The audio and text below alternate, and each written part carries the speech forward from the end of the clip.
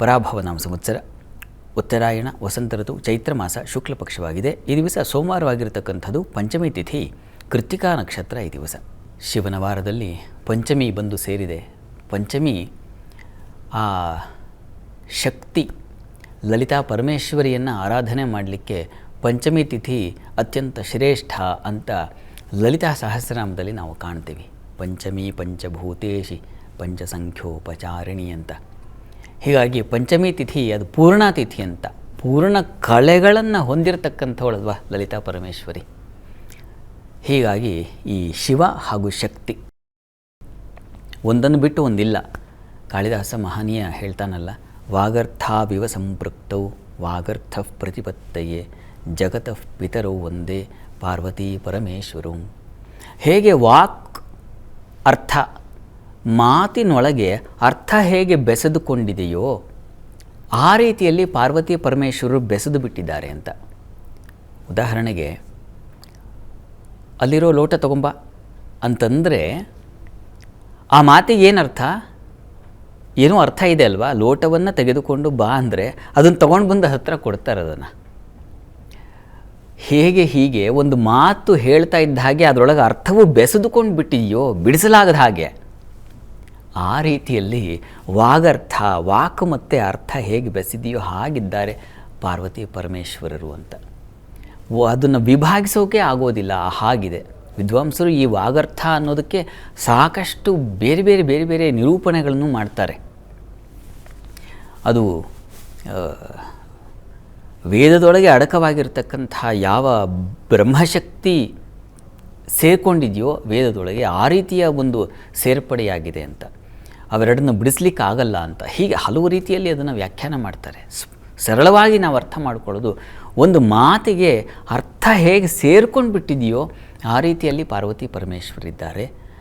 ಆ ರೀತಿಯ ಒಂದು ಈ ಸೋಮವಾರ ಪಂಚಮಿ ತಿಥಿಯಲ್ಲಿ ನಾವು ಅವರಿರುವನ್ನ ಪ್ರಾರ್ಥನೆ ಮಾಡಿದ್ರೆ ನಮ್ಮ ಬದುಕಿನಲ್ಲಿ ದಾಂಪತ್ಯದಲ್ಲಿ ಇಂಥದ್ದೊಂದು ಸಾಮರಸ್ಯ ಬೇಕಾಗುತ್ತೆ. ಶಿವ ಹೇಗೆ ಪಾರ್ವತಿಯನ್ನು ನಡೆಸಿಕೊಂಡಿದ್ದಾನೆ, ಪಾರ್ವತಿ ಹೇಗೆ ಶಿವನನ್ನು ಕಂಡಿದ್ದಾಳೆ, ಅವರಲ್ಲಿ ಸಂಸಾರದಲ್ಲಿ ಗಲಾಟೆ ಇಲ್ಲ ಅಂತಲ್ಲ, ಗಲಾಟೆಯೂ ಇದೆ, ಆದರೆ ಅತಿಶಯವಾದ ಪ್ರೇಮವೂ ಇದೆ, ಗೌರವವೂ ಇದೆ. ಅದು ಸಂಸಾರದಲ್ಲಿ ಬೇಕಾಗಿದೆ. ಇದನ್ನು ನಾವು ಎಲ್ಲಿಂದ ಕಲಿತೀವಿ? ಆದಿ ದಂಪತಿಗಳಾಗಿರ್ತಕ್ಕಂತಹ ಪಾರ್ವತಿ ಪರಮೇಶ್ವರರಿಂದ ತಾನೇ ಕಲಿಯೋದು. ಹೀಗಾಗಿ ಅವರ ಚರಿತ್ರೆಗಳನ್ನು ಓದಿದಾಗ, ಅವರ ಕಥೆಗಳನ್ನು ಕೇಳಿದಾಗ, ಇಂಥ ಕಾಳಿದಾಸನಂತಹ ಇಂಥ ಪ್ರಾರ್ಥನಾ ಪದ್ಯಗಳನ್ನು ನೋಡಿಕೊಂಡಾಗ, ಅರ್ಥ ಮಾಡಿಕೊಂಡಾಗ ಆದರ್ಶವಾಗಿ ನಿಲ್ತಾರವರು. ಹಾಗೆ ನಡೀಬೇಕು. ನಮ್ಮ ಕೈಲಿ ಆಗತ್ತಾ ಭಗವಂತನ ಥರ ಇರಲಿಕ್ಕೆ? ಕನಿಷ್ಠ ಆ ದಾರಿಯಲ್ಲಿ ಸಾಗಲಿಕ್ಕೆ ಅವಕಾಶ ಮಾಡಿಕೊಡು. ಅವನ ಚಿತ್ತ ತಾನೇ.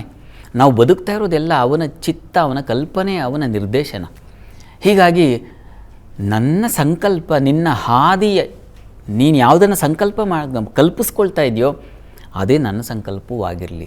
ನೀನು ಯಾವ ಮಾರ್ಗವನ್ನು ತೋರ್ತಾ ಇದೆಯೋ ನನಗೆ ಆ ಮಾರ್ಗದಲ್ಲಿ ಸಂಚರಿಸುವ ಕಸುವು, ಕಾಲಿಗೆ ಬೇಕಾಗಿರ್ತಕ್ಕಂಥ ಕಸುವು, ಮನಸ್ಸಿಗೆ ಬೇಕಾಗಿರ್ತಕ್ಕಂಥ ಕಸುವು ತುಂಬಲಿ ಪರಮಾತ್ಮ ಅಂತ ನಾವು ಶರಣಾಗತರಾಗಬೇಕು. ನಮಗೆ ತುಂಬ ದೌರ್ಬಲ್ಯ ಇದೆ. ನಾವು ಯಾವುದಕ್ಕೂ ಯೋಗ್ಯರಲ್ಲ. ಪರಮಾತ್ಮನ ಮುಂದೆ ನಿಂತಾಗ ನಾವು ಅಸಮರ್ಥರು. ಎಂಥ ವಿಜ್ಞಾನಿಯು, ಎಂಥ ವೈದ್ಯನು, ಎಂಥ ಮನೋವಿಜ್ಞಾನಿಯು, ಮನಃಶಾಸ್ತ್ರಜ್ಞನೇ ಆಗಿರಬಹುದು, ಆ ಚಿತ್ತ ಲಹರಿ ಹೇಗೆ ಅನ್ನೋದು ಶಿವನಿಗೆ ಗೊತ್ತಿದೆ. ಅದರ ಮೂಲ ಅವನಲ್ಲಿದೆ. ಊರ್ಧ್ವ ಮೂಲ ಮಧಶಾಖಂ ಅಶ್ವತ್ಥಂ ಪ್ರಾಹುರವ್ಯಯಂ ಅಂತ ಗೀತೆಯಲ್ಲಿ ಕೃಷ್ಣ ಹೇಳ್ತಾನಲ್ಲ, ಬುಡಮೇಲಾಗ್ಬಿಟ್ಟಿದೆ ಅದು. ಬೇರುಗಳೆಲ್ಲ ಕೆಳಗೆ ಬಂದಿದೆ. ಯಾವುದು ಮುಖ್ಯವಾದ ಮರದ ತುದಿ ಅದು ಮೇಲ್ಗಡೆ ಇದೆ ಅಂತ. ಹಾಗೆ ನಮ್ಗೆ ಗೊತ್ತಾಗಲ್ಲ ಪರಮೇಶ್ವರನ ಆ ಚಿತ್ತ ಜಾಲ ಹೇಗಿದೆ ಅಂತ.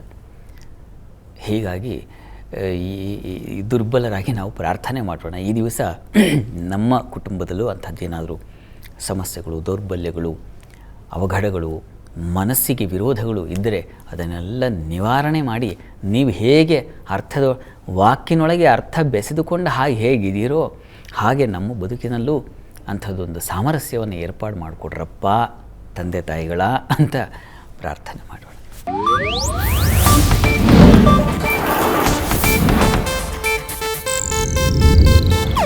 ಇದು ಏಷ್ಯಾನೆಟ್ ನ್ಯೂಸ್ ನೆಟ್ವರ್ಕ್ ಪ್ರಸ್ತುತಿ.